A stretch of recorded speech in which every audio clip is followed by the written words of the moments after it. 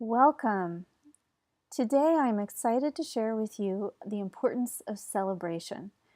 And in case you're wondering, oop, that right there, that is my popcorn bowl sitting on top of my light. And the reason that it is there is, um, well, I have 5 cats. And because they were all out on their own in the world for a long time before they came to me, they are all highly food motivated.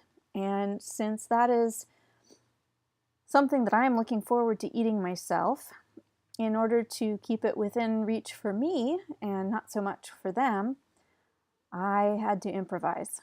And it's keeping my popcorn warm, which is even better.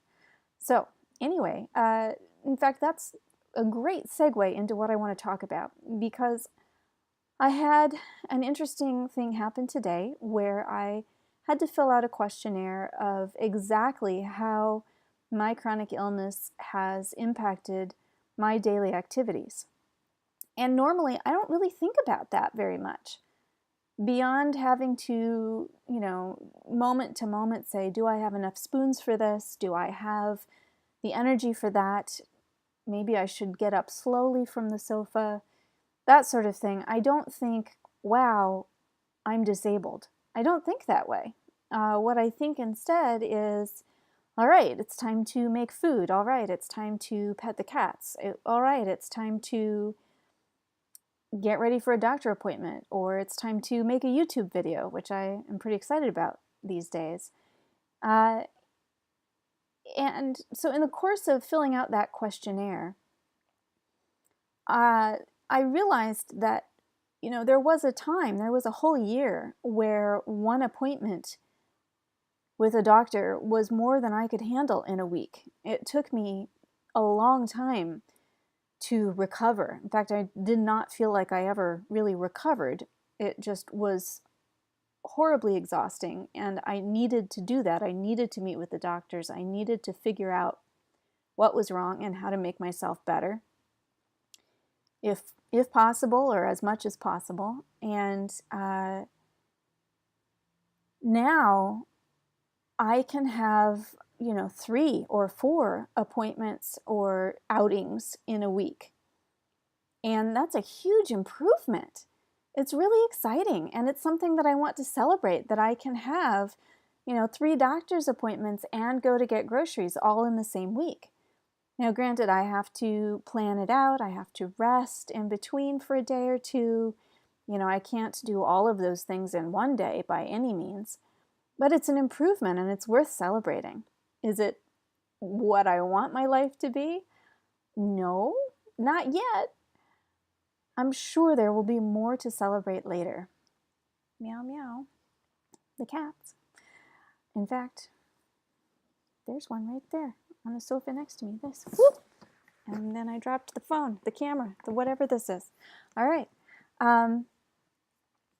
So along those lines, another thing that I had the opportunity to realize in filling out that questionnaire about how my illness has impacted my life, I realized that I have done an amazing job of finding workarounds, finding ways to do the things that needed to happen, even when I could not do them the way I used to or the way I want to. For example, cooking. I love cooking. I have always loved cooking and making food to share with other people. And I'm not a fancy cook. I'm not someone you would ever hire to cook for you, but I cooked yummy things and I cooked healthy things. And I really enjoyed using a lot of non-traditional herbs like comfrey or St. John's wort in a soup. St. John's wort is actually kind of sweet, and it has the added benefit of easing any sort of nerve tension or headache pain sometimes, just a bit, and also lifting mood. So there was this great joy in having my food be healing in the best possible way and nourishing and also just downright yummy. And in the years since I've gotten sick, since my chronic illnesses have really started to have a big impact, my fine motor skills are not the best. And so I don't really like to use a knife to chop up fresh foods particularly because I often end up accidentally slicing myself, and that's not fun. And so what I did was start to buy the pre-sliced fruits and veggies, and especially the frozen ones, because then it doesn't matter how long it takes for me to cook that meal. The food is still good. It's still nourishing. I'm not wasting money that way, buying something that I then don't have the energy to cook later. Excuse me, there is a cat sharpening its claws. Hey, where are you and what are you doing?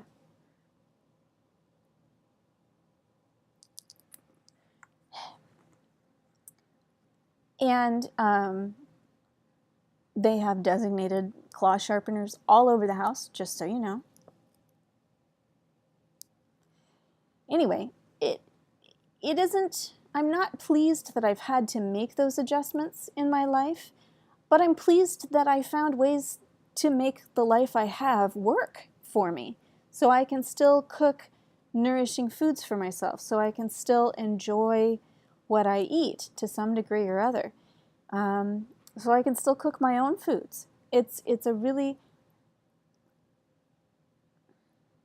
There is a cat sharpening its claws on the sofa every time I start talking.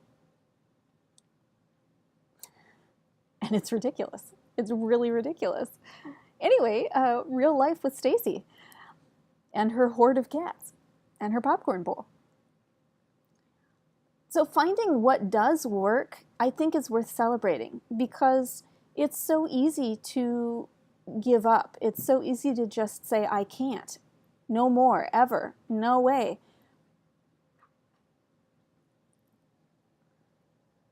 Oh, okay. He's someplace where he's allowed now. And instead of doing that, I really have said, okay, here's what I want to do or what I need to do. How can I do that and accommodate my current abilities? How can I say yes without making my health worse? How can I say yes and honor exactly where I'm at now? And when do I need to say no? I don't really cook for other people very much right now. It's not to say I never will, but it's exhausting to cook for just me, and I have a limited diet, and so what I'm doing works for me right now, even though it's different from what I used to enjoy doing and from what I might want to do in the future. I might even be able to do in the future. But I want to celebrate. I want to celebrate that I'm making it work, that it is working. And it was such a silver lining in the process of saying, well, how has my life changed? What have I had to give up? What is not working for me anymore? To be able to say, hey, I'm making all these things work. How cool. How cool to have something to celebrate in the midst of what was basically a very depressing questionnaire. And I'm really proud of that, and I'm really pleased with that. And I think that that is something we all can do with our lives, is to say, well, how am I making this difficult situation work for me? Or how could I? And to do that creative problem solving instead of saying there is only one good way and that way is not possible for me. Instead we say, what is my way? Even if that way has to change from time to time, okay, change is part of life, and I'm going to live my life. Yeah, that's what I have to share, and now I'm going to rest and eat popcorn. Have a great day. Be well. Blessings on your journey. I'll see you back again here sometime soon.